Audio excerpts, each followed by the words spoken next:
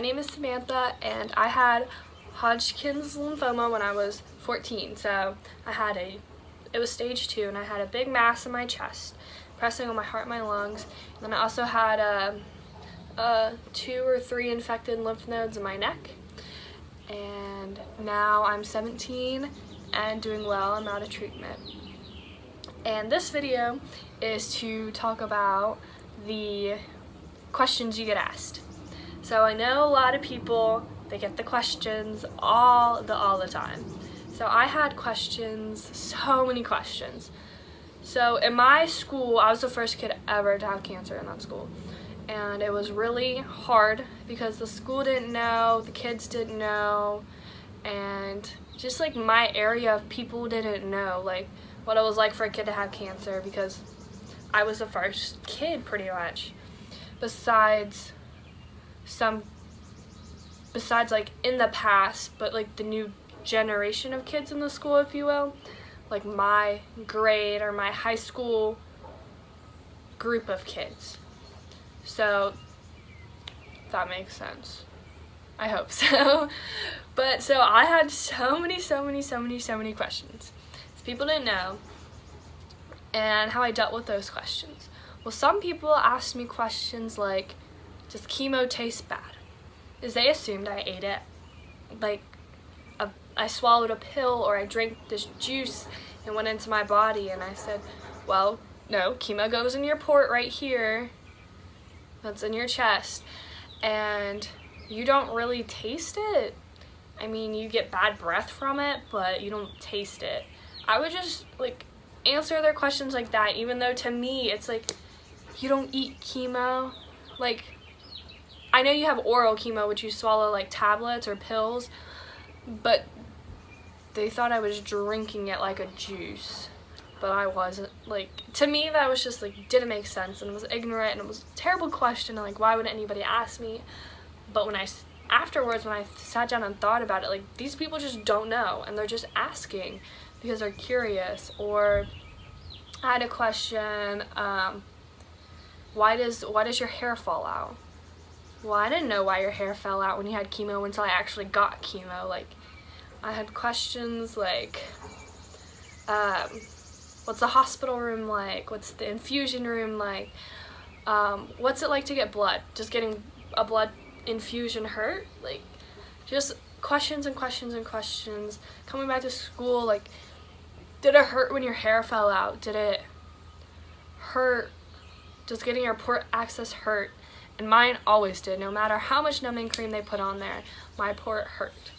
And they would ask, are you losing weight? Are you gaining weight? Like, personal questions like that, where like people usually don't talk about their weight, because in America that's rude. You talk about your weight or like numbers.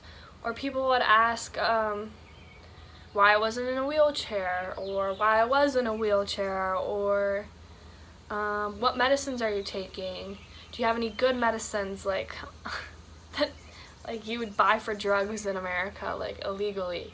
Did I get marijuana or pot for treatment? Like, questions like that, where it was just kind of bizarre, the questions I was getting, because like, to me, it was my treatment. I knew it front to back, like the back of my hand. Like, I just thought that these like kids were asking these stupid questions, and like adults too, or like, why am I getting chemo? Why am I not just eating better and the cancer will go away? Or how did I find the cancer? Or I'm trying to think, there's so many. Am I gonna have radiation? Which I never did, which thankfully I didn't. I just had chemo.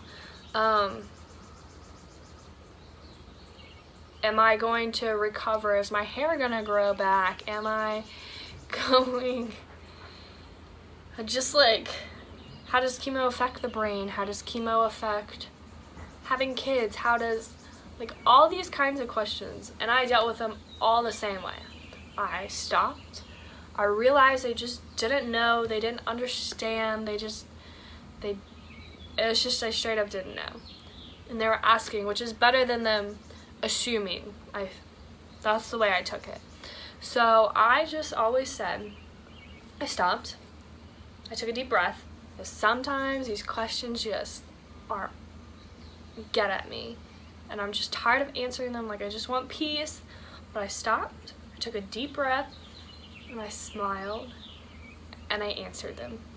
Even though I was the one sick and I was the one that needed help, they also needed help understanding what I was going through so they can understand. So when they asked me stupid questions to me that seem stupid, but to them, they're just asking because to them chemo is a liquid. So why wouldn't you drink it like a juice? And I would stop. I smiled, took a deep breath, and I just said, chemo goes in a port. And then they asked what a port was.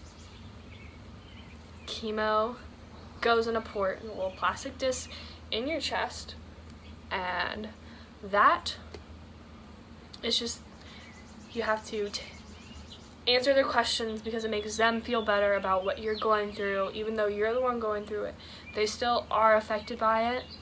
And if anyone told me this while I was going through treatment, I would be so like, these people are just being mean and rude, and they're not. They're trying to understand.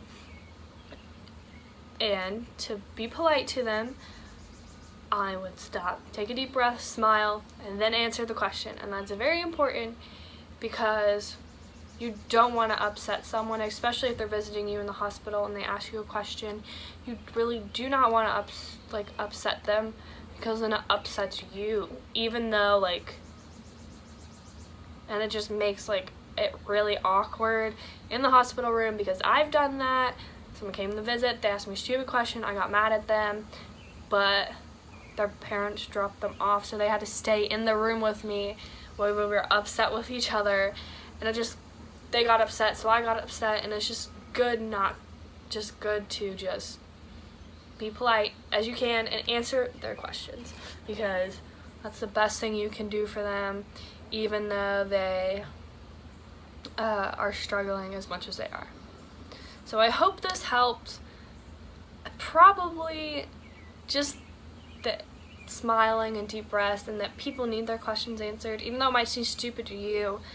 It's just something they don't know about. So you gotta help them out, help them help you, and it just makes it for better all around experience with you guys together, if that makes sense. So I hope this video helped, and have a great day.